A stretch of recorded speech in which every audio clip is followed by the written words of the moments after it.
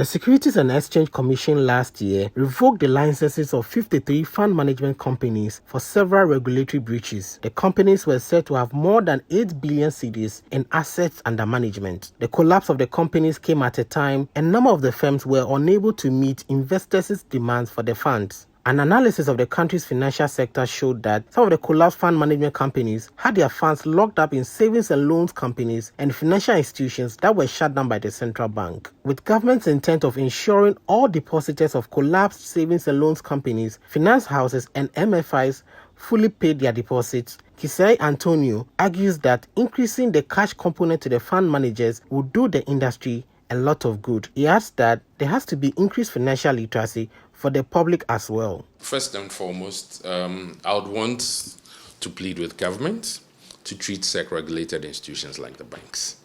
Okay? We see that with the banks, you had depositors being paid in full. With fund managers, you see that there's a cap and investors are being given paper in any return, in any amount in excess of the 170,000 cap, which has been established. I mean, that if government is to do that, that will go a long way in bringing confidence back into the sector.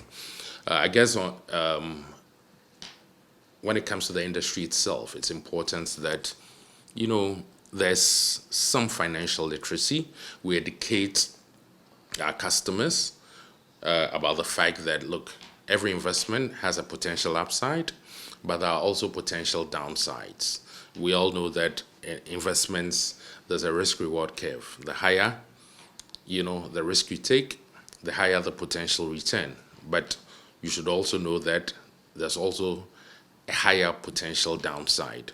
Mr. Antonio called on collapsed fund management companies that have received some form of payment from the receiver to take steps to pay out investors' locked up funds. Those fund managers who had licenses revoked, who were managing mutual funds or unit trusts, they were the one, these products were supposed to be migrated to other fund managers. I mean, if you take mutual funds, for instance, even though they are promoted by a fund management company, they are a company on its own with its own board of directors.